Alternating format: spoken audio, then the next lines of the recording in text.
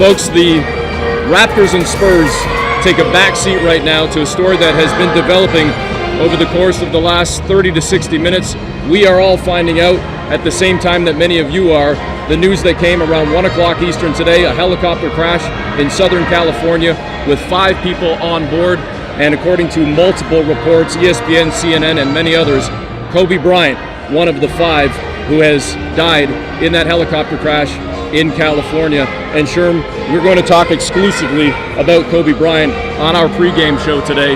And I'm at a loss for words, even though it's my job to come up with words. As a guy who grew up a fan of the Los Angeles Lakers, as a basketball fan in general, I think I'm shook personally, let alone the rest of the basketball world right now is trying to make sense of all of this. Yeah, it's a very difficult situation when you're trying to figure out how this works, how this moves forward, and someone like Kobe Bryant, something like this happening at this time, you know, there's a personal impact, there's a basketball impact, there's a global impact, but the man himself, his family, what transpired today changes so many things for a lot of people, and people like us that cover this sport and have covered Kobe Bryant, it hurts a lot, and a lot of people are hurting right now. There's no denying as well for a lot of Raptor fans, the first thing that comes to mind outside of being a 5-time champion and a 2-time finals MVP and an MVP and 20 years with the Lakers, all the accolades, list the resume off. The 81-point performance, first and foremost for a lot of Raptor fans, obviously in a bit of a negative way because he did it to your team, but for me as a broadcaster, I've been covering the NBA, covering the Raptors for over 20 years, 15 years as a broadcaster though, and my first season with Paul Jones, who we're going to hear from in just a couple of moments, my first year was that year in which Kobe went off for 81, and to sit courtside and to watch one of the all-time great performances in the history of the league is a memory that I know that I will have for the rest of time. Well, no question about it. I was in studio calling that game, and the same thing, to see that happen was phenomenal. And years later, having a chance to talk to Kobe about it, and I asked him, you know, was there anything the Raptors could have done to change that outcome? And Kobe said nothing. He said, I'm 6'7", I'm athletic, they couldn't have done anything, and that confidence just showed you why he was the killer he was. But Kobe Bryant, to me, beyond the basketball court, we're talking about a guy who has children that are young. You know, he was big in his daughters' lives in terms of their basketball and whatever sport they're involved in. He was a father, he was a man, and now we're realizing, now the situation happens, that it's bigger than this game. It's life, it's how we manage things, how we deal with things on a day-to-day basis, and this loss, as I said earlier, is a very big loss. All right, for more on this story and his thoughts, both professionally and personally, we head over now to our colleague, Paul Jones. All right, Eric, I guess the thing that first word that comes to mind is devastation. I stand here, like you, like Sherm, like Matt, like Leo, and all of our colleagues and the people in this arena, almost numb. We were standing in the back with Nick Nurse when the news broke, and it was unconfirmed and unsubstantiated at the time, but it has come to light that it is true. And Eric, you referenced that game that night. You and I sat there, watched every one of those 81 points. I called every one of those baskets. And Sherm, you talked about the night that you talked to him. We were in Los Angeles for a preseason game, and our man sitting in the producer chair right now, David Leader, was there, and we summoned him from the back room so we could all talk about that historic night. And to me, I guess it just brings to mind how fragile life can be, how quickly you can be in one spot and it be taken from you. And the fact that he's gone, and he's not only gone as a basketball player to all of us that love him and watched him and covered him, but he's gone to those family members as well. And all the people that knew him growing up, knew him as a family man. He's lost to all of us in that sense. And it has its impact here in the arena as well. Both locker rooms immediately were shut down. We could not get into them to actually talk to the players because it was unconfirmed at the time when we were thinking about going to air with it. Everybody was waiting. I just talked to Chip Englund, the shooting coach for the San Antonio Spurs. We were leaning against a stanchion down at the other end, and I looked at him and I shook my head and he shook his head, and then 2 words came out of his mouth, DeMar DeRozan. Kobe was DeMar's mentor. The shoes he wears every game are for Kobe. They spend time together in the summer. Toronto's own Norm Powell was at the camp this summer with Kobe. This is just a devastating loss for all of us in the sports world, in the basketball world, in so many ways, in so many areas. It's tough to explain, but it is what life has become now. You just can't take things for granted. You live every day, you enjoy every day, and we just hope that the people that were with Kobe Bryant before this devastating event happened today were able to speak to him, and they were able to share their love with him, because it can be taken from you so quickly. In the media room just minutes ago, some media relations people were talking about whether we were actually going to have a game today, because there's a game that's supposed to go ahead at 2:30, and I guess we're waiting to take our cue from that. We stand here today like everybody else, just numb with what has happened. Eric?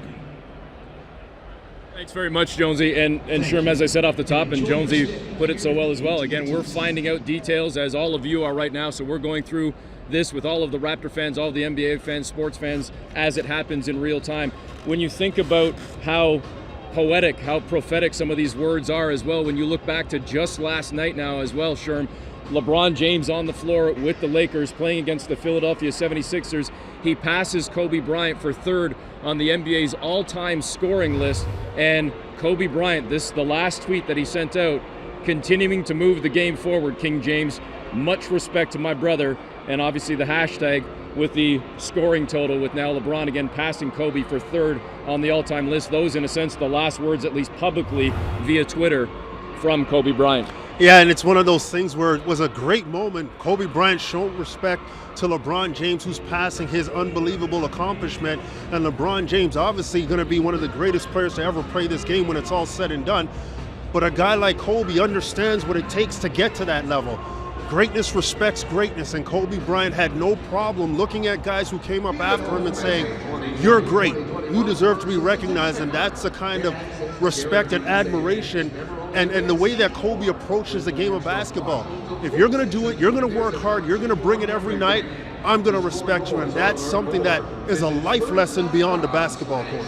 Yeah, he had a similar post on Instagram as well with a picture of him sharing a moment, a laugh, a brotherhood moment with LeBron James as well. And all that we've heard from Kobe Bryant over the last number of months since his retirement essentially was how much he just wanted to invest himself, not just in the game and in other players like a LeBron James, but more so into his family, into his daughters, into his oldest daughter specifically, and wanting to coach her and help guide her path into basketball as well. And you just think about the family moments that are now gone for him and how much he cherished now having that post-life, that post-playing life, to have this next step in his life as just a dad. Well, you're right. And I think situations like this always force us to kind of take stock of ourselves, take stock of our life, where we are, what we're doing, what's important, what do we value every moment, because those things can be taken for granted. And Kobe was locked in, as you said, doing the things that you want to do for your kids, you want to help your family, you want to be around, and all of those things, and it gets cut short. All of his accomplishments and what he did on the basketball court will never be taken away, but the time that to have with his family, that's gone. And those are the things that, life trumps everything. And when things like that happen, we as a society have to understand what it takes to be who we are on this planet and what we need to not sacrifice to make sure that we take care of the people that we care about. For more on this tragic news, we go over to our colleagues Matt Devlin and Leo Routens. Guys. All right, Eric and Leo, where do you begin? Like so many others, shocked, saddened with the news. There's a surreal feeling here in San Antonio in seeing the faces of Alex McKechnie, who spent 11 seasons with the Los Angeles Lakers. You can tell he's heartbroken. I think the entire basketball community feels that way, just 41 years of age. Yeah, taken far too soon. The last image I've had of Kobe is sitting with his daughter watching a Laker game. And I just feel so horrible for his family, his young children. And just, these things flash through your head. I remember playing in Italy against his dad, Joe, and little Kobe just running around the arena playing pinball and just hanging out. And it's hard to believe that, this little guy, the career he had, the life he had, the legacy he's left, and now just gone. Unbelievable. No, it certainly is, and you have to be careful during times like this. There are a lot of different reports that are swirling around about who was on the plane and who wasn't on the plane, and so, or the helicopter, I should say. So before you go into great detail like that, you want to wait for the confirmation who was on the helicopter. And here we are in this environment where there's 22 minutes before the start of this game. Houston and Denver was supposed to start at 2:30 Eastern time. The last time I checked on my phone, that game had yet to start. There are obviously a lot of relationships here in San Antonio and with the Toronto Raptors, both organizations with Kobe Bryant. I was just speaking with somebody with the San Antonio Spurs, and you can imagine what they were feeling like in the moment and talking about what Eric was talking about earlier, about his wife, his 4 daughters, and then also just the things to come that clearly he unfortunately is going to miss, and we're all going to miss seeing Kobe Bryant. Yeah, and just think, well, you mentioned these two teams. I mean, you know, DeMar DeRozan, Kobe was a mentor to DeMar.